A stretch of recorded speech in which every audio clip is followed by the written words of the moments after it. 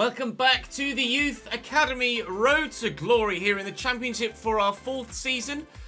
First season at this level, of course, and we face the side that came up with us, automatically promoted from last year in 2nd place, Derby County, who just so happen to be our local rivals as well. So a big game to start us off. We sit 7th. They're really not going to be that far behind, just a point lower down than us. They're currently in 10th. One of our fan objectives is to be the highest placed of all of the sides that came up with us last year. So there's ourselves, Derby and Barnsley, who currently don't look like they're cut out for Championship football, down in 24th, having just picked up a single point from the opening 6 games. We also today have Preston at home, which will sim. We have Swansea away, which will play.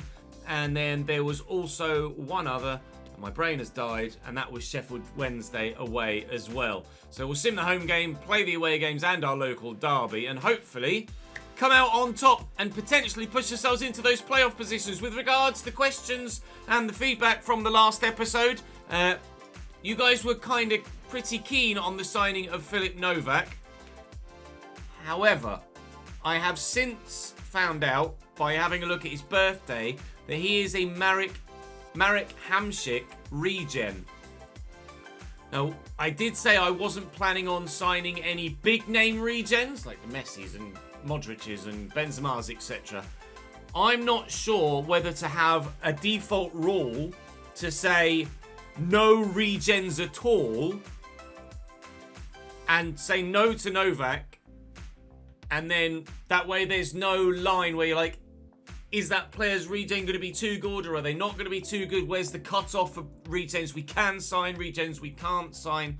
So I am sorely tempted to, despite the fact that Filip Novak will be quite highly rated, 72, maybe even 73 or 4 by the time we get to the January transfer window, I am tempted to say no outright on that basis. As a result, I am also scouting or have added to the shortlist Adrian Bustamante, who's currently playing at SV Guntamatic Ried in Austria, and Nathan Whitehouse, who's a 5'5" centre mid at Newcastle, who doesn't actually look that amazing at 72. I actually think I prefer the 70 rated Bustamante. I've had a look at his birthday. He's not a regen of anyone. I haven't looked at Nathan Whitehouse's yet, but I will do in due course. But Filip Novak is a Marek Hamšík regen, and like I say, I'm not sure what to do there. It's a grey, murky area. But one thing we know that is black and white is our home kit. Weirdly, Derby's as well, but they'll be playing in their away because they're coming not far at all, just across the other side of the M1 to play their rivals, their local rivals, us. Drop the video a like if you're enjoying, of course, and please make sure you subscribe to the channel and you won't miss any further videos. Hopefully, we can go and start with a win. Derby County have a 79 rated Lars Arnestad in goal. That is a hell of a pickup when getting promoted to Championship level. They certainly didn't have him last year. Still got Barkhausen on the left and Cason up top with Sibley sat behind him at cam. Obviously a good team, but so are we. Oh, see you later, pal. Barry's just left him for dead. Edwards looking in there to Salinas, who's turned well and looked for Kai Connick. It's up against quite a few defenders there, to say the least. So we'll have to play the pass. Castro. Whoa, nearly with a fantastic opening goal. Arnestad, annoyingly, with the save. Well in, Samaras. He's going to catch them out here. Kai Connick. You cannot give the ball away with Salinas and Kai Connick lurking like that, because we will punish you. Very rarely does that sort of scenario end with the ball not in the back of the net. Kai, our joint top goal scorer now with Salinas, both on 4 for this season so far.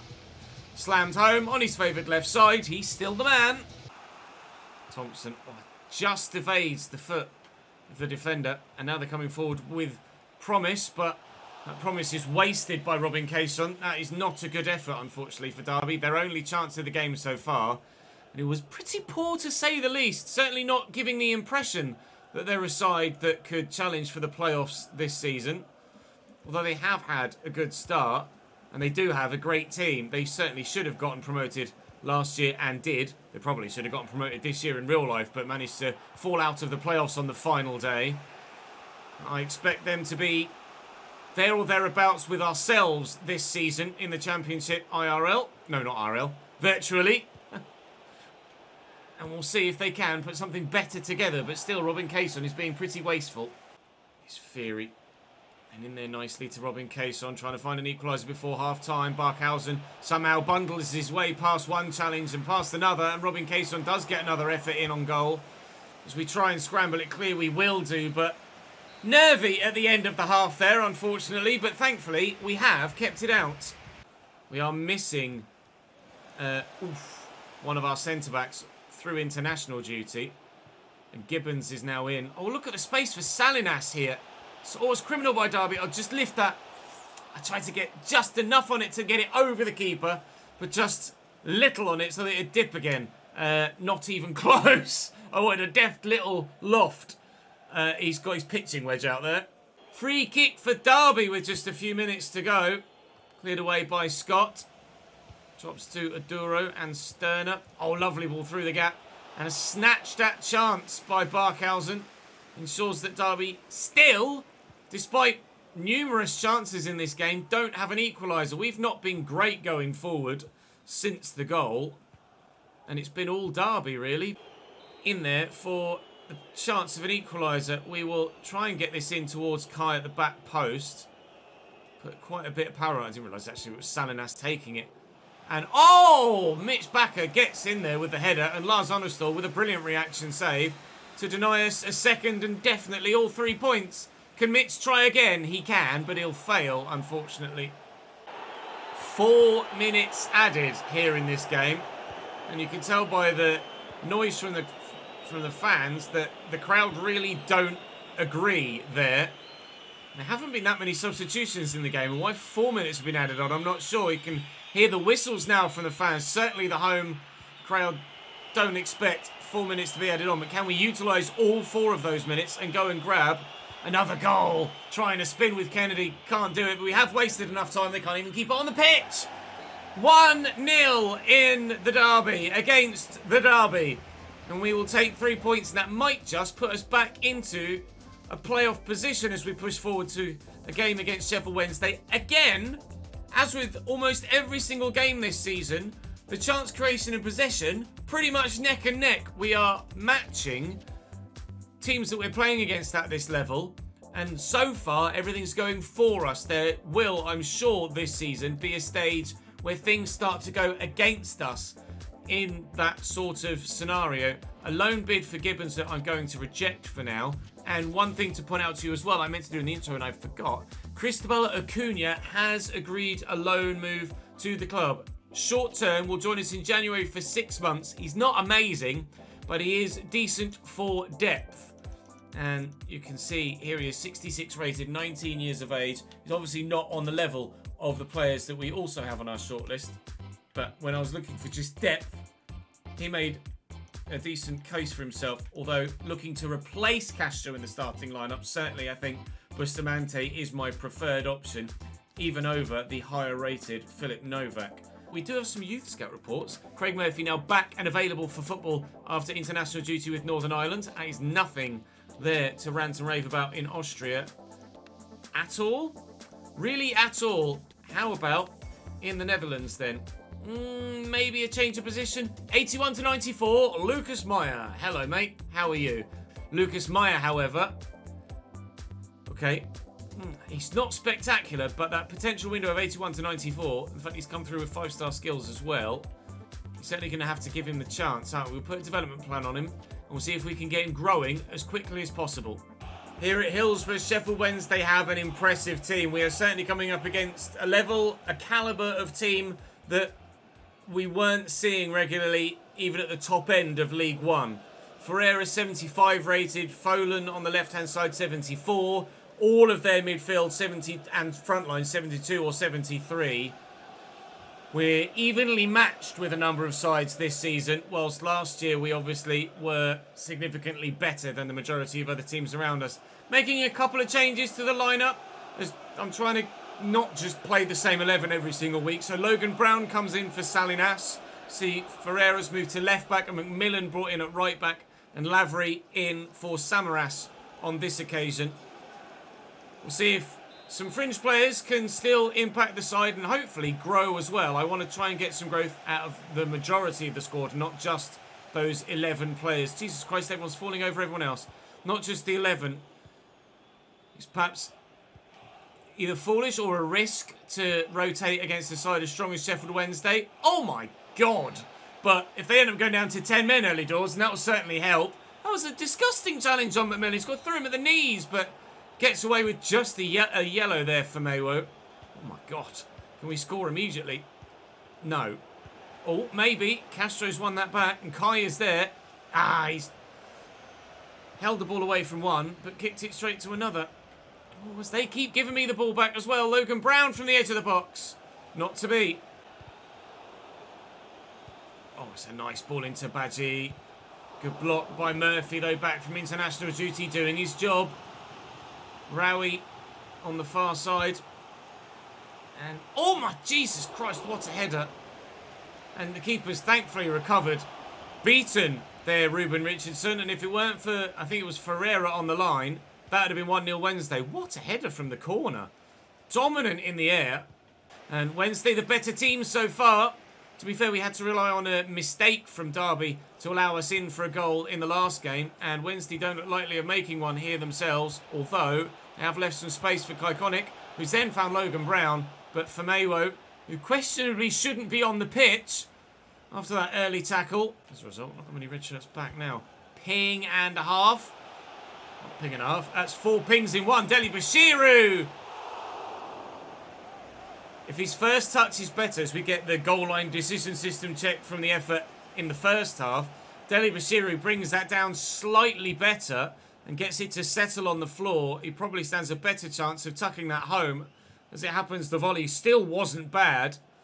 The pressure from the defender, perhaps just enough to put him off to ensure that he didn't get the goal to give Wednesday the lead. It would be an extra tick for the fan objectives if we were able to get an away clean sheet here. This is a brilliant move that unfortunately is ruined by Castro trying to find the through ball. Would like to achieve all of the fan objectives this season if we can, after getting 4 of 6, I think last year.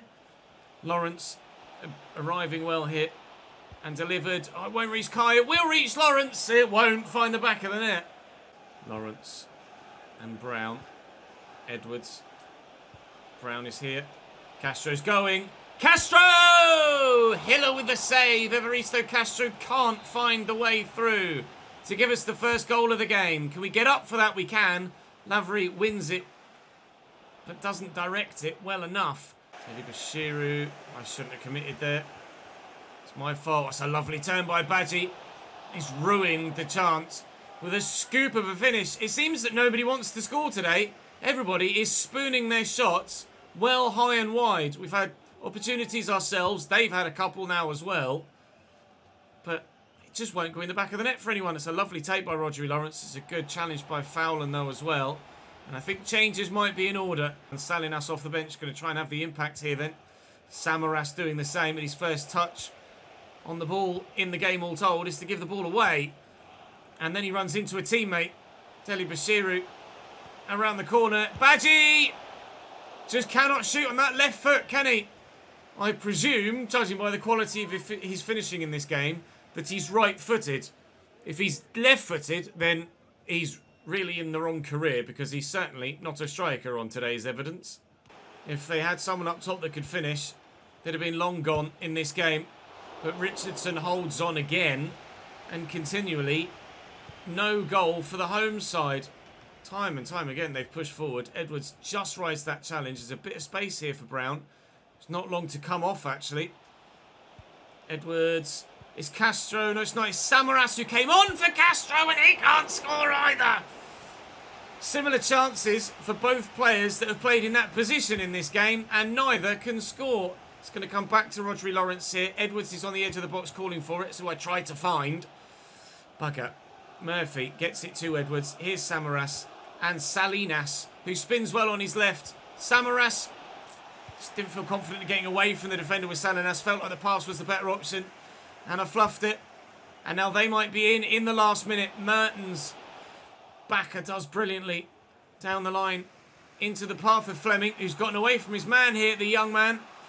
Only 65 rated Fleming. Edwards, runners all around. Rodri Lawrence. Samaras this time maybe. Keeper's in the way again, and it still won't fall for me. It's going to be a 0-0 draw at Hillsborough.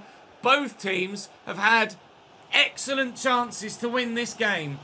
Somehow, nobody's been able to score. Both goalkeepers on point. Neither team with a clinical finisher. And we share the spoils, but it is an away clean sheet for the fan objectives. Yeah, I'm not sure whether he should have been sent maybe for that. This is arguably one of their best chances with Deli Bashiru, but he's just wasted it. Again, 7 shots to 7 shots. Possession was actually heavily in our favour, but creativity-wise, I think I've had 7 shots in about 5 of my last 8 games. We've been so consistent in the level that we're creating, and we are definitely a decent side for this level, but we're also equally clearly not one of the best couple in this division like we were last year. I mean, Brentford are unstoppable so far this season. Look at that. I think they're going to be strong favourites for the title. We are, in theory then, only a point off second as it stands, but it's going to be really hard to keep that up for the rest of the season. Up next, Preston at home. Back in front of our home faithful, back to our strongest 11 for this one. Able to keep the clean sheet in the last game. But Preston have got 2 75 rated strikers. All of their team is 70 plus, apart from the goalkeeper that's 66. So maybe, if we can create those 7 chances again, we stand a better chance of scoring in this one than we do against the 79 rated Lars Onnestal of Derby. Or, I can't recall. Oh, finish! Salinas from the edge of the box. We're 1-0 in front. Yep, 66 rated goalkeeper, spied and defeated. That's a great ball out wide. Just waited well enough, and they're in, and they've scored. It's Reece. It's 1-1. No surprise that one of their 2 strikers, that will be 2 of the best strikers in the entire division, have managed to get on the score sheet here. We are level at Patreon Park. We might not long be behind at Patreon Park. Putting the pressure on, aren't they? But nothing yet. Looks like it's going to be 1-1 at half-time at the very least. Or maybe not. Tom Edwards gets his goal this time. We lead by 2-1 in first half stoppage time. Lovely. Still they give the ball away here and are under pressure. Preston North End. Still, we can't find a third goal to definitively kill the game off. But the 3 points could be on their way in a moment. We're in stoppage time. Surely it will be either 2-1 or 3-1. And 2-1 is what it will be. But that's still a win. We'll take it. I'm not sure if I can recall who was around us other than Brentford at the top, because they made the impact visually. And Brentford won again. Still 5 points clear at the top. Still we're only a point off second, but we're into those playoff positions now. Challenging, certainly. I don't think we'll get automatic promotion this year. I almost hope we don't get automatic promotion this year. It's a weird one. I either hope we don't, so that we don't just go promotion. But then at the same time, I kind of hope we do, so that when we get to Premier League level, we won't just go promoted team challenge for Europe. Because if we spend 2 years in the Championship, that will probably be the case. Whereas if we go up with the side as it is now, then certainly we'd be bottom half for sure in the Premier League. These are a couple of the other sentiments I was looking at. Guillermo Torres looks pretty decent. CDM, 18 years of age. Physically very good, technically ball control and passing is decent. His tackling's not bad at all, 69. You won't quite be able to see that because of my camera. And then Linus Keller is 71 at Eupen. Physically again, really good. 79 short pass, not quite so good in the tackle, not quite so good technically. Although his slide tackle is 71, but his stand tackle only 66 compared to Torres's 69. I think Torres could probably be trained to a centre mid quicker than Keller. Swansea with Stephen Bender in goal, Nathan Wood, Ben Cabango and former Cambridge United man Harry Darling, their 3 centre-backs, with Ogbeta and Ryan Manning, their full-backs. Walsh and Matt Grimes in the middle. Swansea with Michael Obafemi up top, with no sign of Joel Pirro, so he must have been moved on at some point.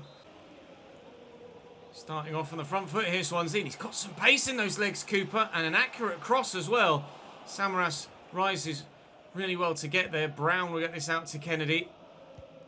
A couple of other fringe players involved again in this one. We'll see if we can fare better than we did against Sheffield Wednesday. Matt Grimes into Walsh. I thought it was going to wind up for a shot there. Obafemi in behind, utilising that pace. That could go anywhere. Just going to get rid of it with Ferreira. Could have been an awkward own goal. Can't quite get it away from Whittaker, who's won it back. And in there to Walsh. Quickly forward to Cooper. See the run forward here from Ryan Manning, and found well. And I'm sure I've come away with the ball there.